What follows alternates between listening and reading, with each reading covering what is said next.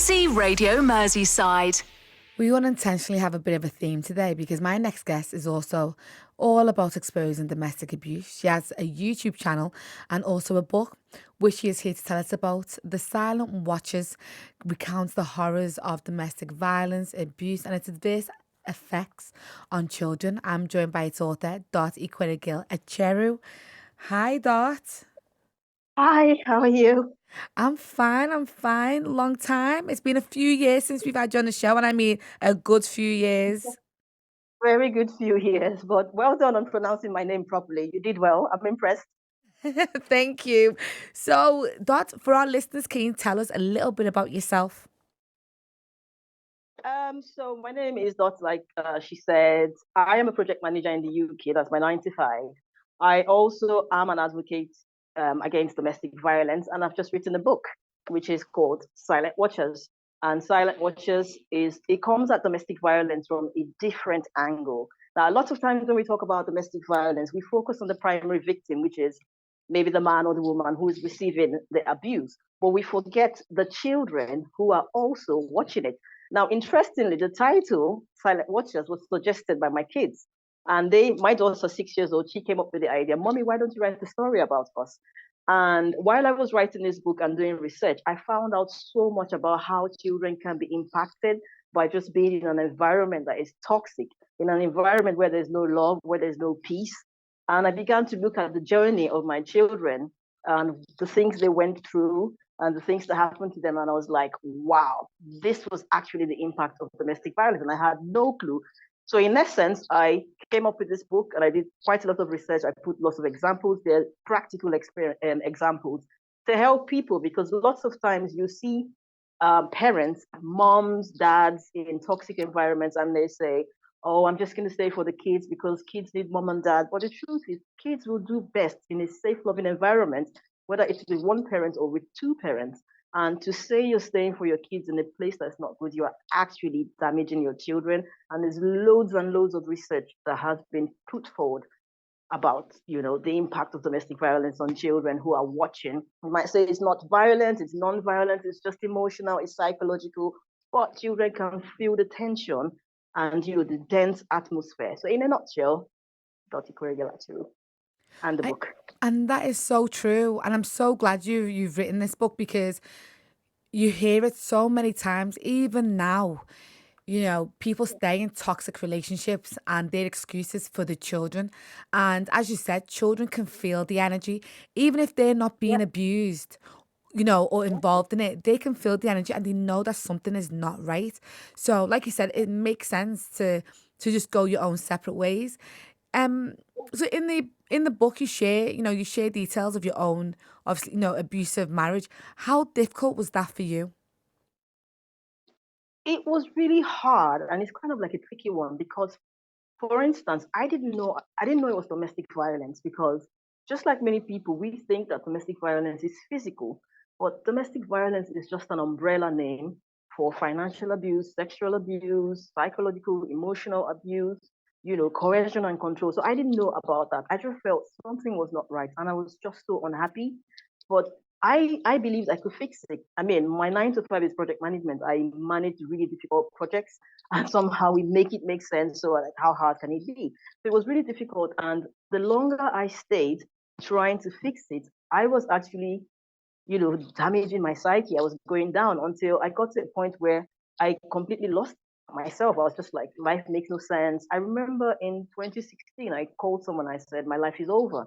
But even when I was saying that, I didn't realize it was domestic violence. It took 7 years, almost the 8th year, for someone to say, come into the house and say, this is domestic violence. And I still said, no, it's not. And she said, well, have you looked at emotional abuse? Have you looked at psychological abuse? And for the first time, I began to research in those areas. And I was like, wow, I mean, literally word for word, like statements that were made in the house, things I saw, these examples were there on Google. And this is the thing, a lot of times we promote the physical aspects. It's like something like spousal rape. People assume that rape is like violent, like you're being pinned down, strangled and stuff like that. But there is non-violent rape as well. No means no. No consent is no consent. So people need, my book like highlights those bits that people will read it and say, oh wow, like, is this what has been happening to me? And yeah, it was really difficult because I didn't understand what it was. And it basically took from September of that year when someone opened my eyes to it, literally in another 4 months, I was out because I saw it's not working and it's not going to change. So it's a really difficult situation. It's difficult to understand. And it's also difficult to come out because you have to think about your safety and like, how can I come out? So I had to come up with an escape plan to get out of it. So your book, would you say, is it a self-help book? Is it a mix? Is it like a novel? How would you describe your book? Well, it's non-fictional because it's based on true stories and real life examples. Some people call it a memoir, but I think I'd call it's a self-help and a narrative because it explains what domestic violence is, the different elements of domestic violence. It has questions in there that people can read it and ask themselves. And I say things like, if you say yes to two or three of this, that means this is what it is. If you say no to this that means this is what it is. So it's self-explanatory, and I've used very basic English because a lot of people have been in abuse for a long time, and the trauma and the depression, PTSD, they don't want to be reading a book where they have to go on thesaurus to find out what that word means. So I've used very basic English and very basic examples so that people can read it. And like I said at the beginning, I've highlighted the impact on children because when people think about their children, they're like, I don't want to damage my children. So that's why I've highlighted a lot of examples and how they impacted my children. For example, things I never knew and things people need to know. So Dot, I'm gonna play a song and we're gonna come back to you because I want to stay with you. So don't go anywhere. Thank you.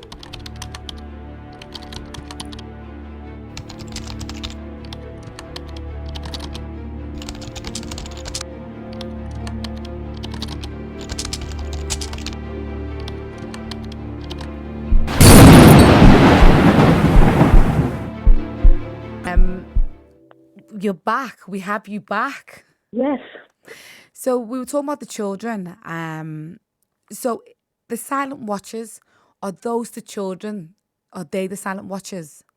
Yes, the children are the silent watchers because we feel like we can protect them, we can hide the abuse. They don't know what's happening. We were quarreling at night, we were fighting at night, but they're silently watching and they're seeing everything. They're feeling the tension and it's affecting them.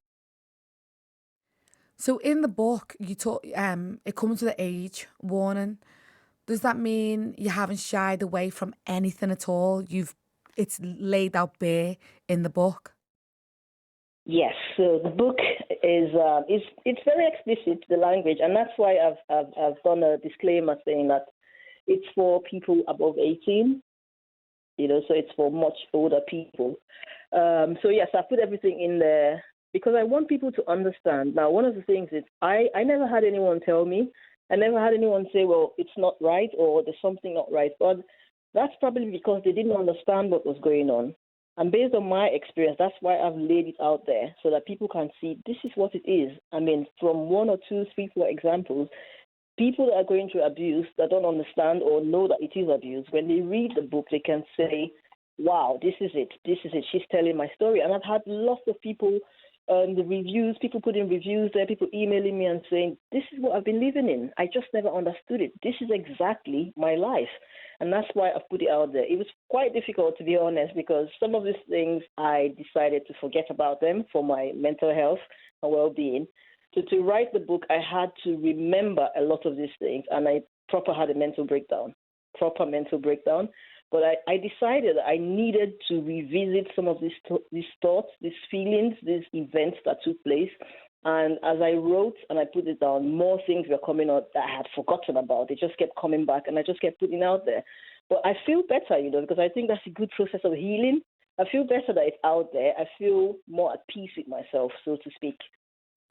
So what top tips would you give for anyone who's listening, who might feel or think they're in a domestic violence situation?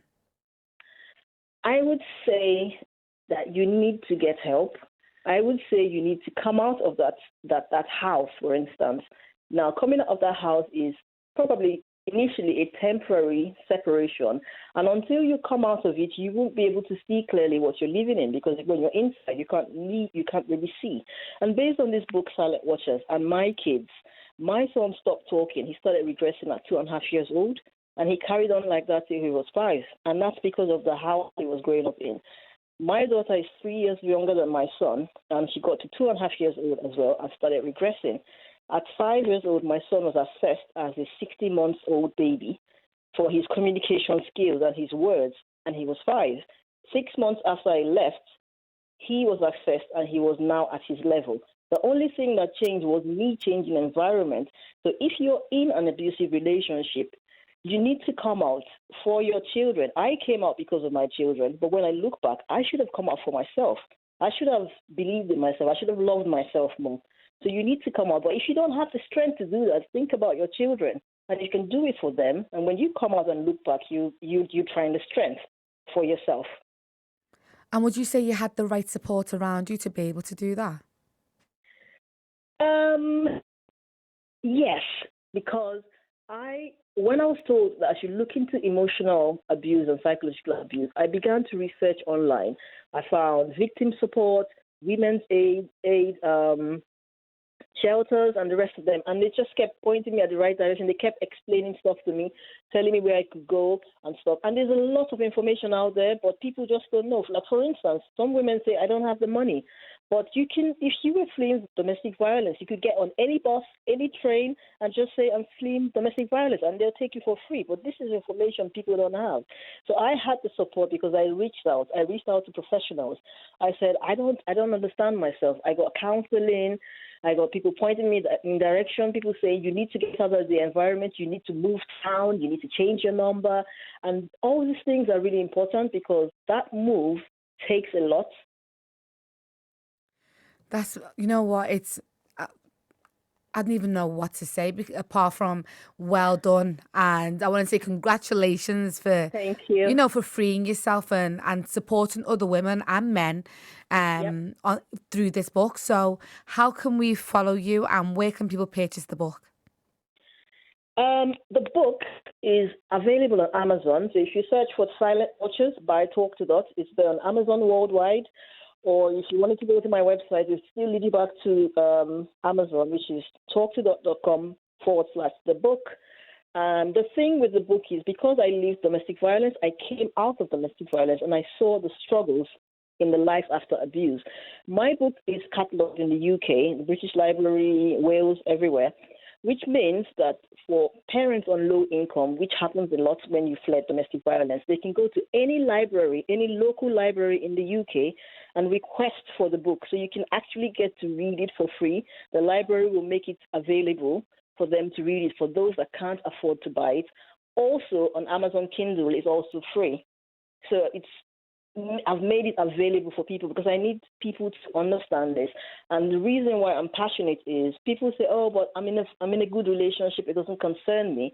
But if 1 in 4 women are abused, experience domestic violence in their lifetime, and 1 in 7 men, these people who grow up, have children, their children may be traumatized. Those children will be in the same classroom with other children, work with them, go to church with them, get married to them, and the cycle of abuse continues.